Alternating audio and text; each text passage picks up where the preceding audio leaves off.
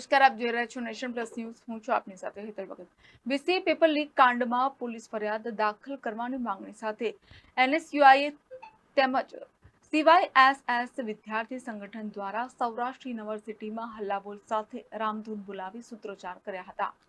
રાજકોટમાં સૌરાષ્ટ્ર યુનિવર્સિટીમાં બીસીએની પરીક્ષાનું પેપર લીક થયું હોવાનું જાણવા મળી રહ્યું છે. ત્યારે એનએસયુઆઈ તેમજ CYSS વિદ્યાર્થી સંગઠન દ્વારા સૌરાષ્ટ્ર યુનિવર્સિટીમાં હલ્લાબોલ કર્યો હતો અને આ પ્રકરણમાં કાર્યવાહી કરવા યુનિવર્સિટીના રજિસ્ટ્રારને આવેદનપત્ર આપ્યું હતું. એનએસયુઆઈ તેમજ CYSS વિદ્યાર્થી સંગઠન દ્વારા રજિસ્ટ્રારને કેબિનની બહાર બોલાવવામાં આવી હતી. ત્યારે વિદ્યાર્થી આગેવાનો મોટી સંખ્યામાં જોડાયા હતા અને 2 દિવસમાં તપાસ કરવા ચીમકી ઉચ્ચારી હતી. ગત તારીખ 19/4/2024 રોજ જે બીસીએ સેમ4નું પેપર લીક થયું હોય તેમાં ક્યાંક ને ક્યાંક સૌરાષ્ટ્ર યુનિવર્સિટીને રહેમનજર હોય એવું અમને લાગી રહ્યું છે.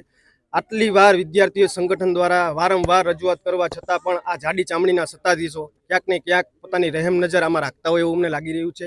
વિદ્યાર્થીઓને કેવી રીતે અન્યાય કરવો, આવી રીતે વિદ્યાર્થીઓને કેવી રીતે પેપર કાંડ કરવો, આ એકમાત્ર સૌરાષ્ટ્ર યુનિવર્સિટીનું અત્યારે લક્ષ્ય હોય એવું અમને લાગી રહ્યું છે.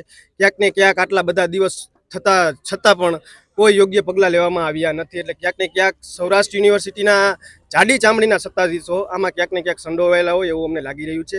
આજે રાજકોટ શહેર એનએસયુઆઈ તેમજ સમગ્ર CYSSની ટીમની એક જ માંગ છે કે યોગ્યમાં યોગ્ય પગલાં લેવામાં આવે, આ પેપર કાંડ બદલ કડકમાં કડક કાર્યવાહી કરવામાં આવે અને જે પણ આમાં સંડોવાયેલા હોય એના વિરુદ્ધ તાત્કાલિક ધોરણે ફરિયાદ કરવામાં આવે, જે હજી સુધી થઈ નથી આટલા દિવસ હોવા છતાં પણ. એટલે ક્યાંક ને ક્યાંક આજે એનએસયુઆઈ અને CYSSની સંયુક્ત રજૂઆત છે.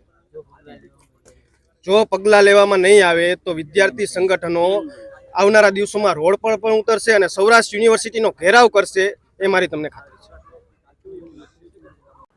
Bureau report, nation plus news, Rajkot.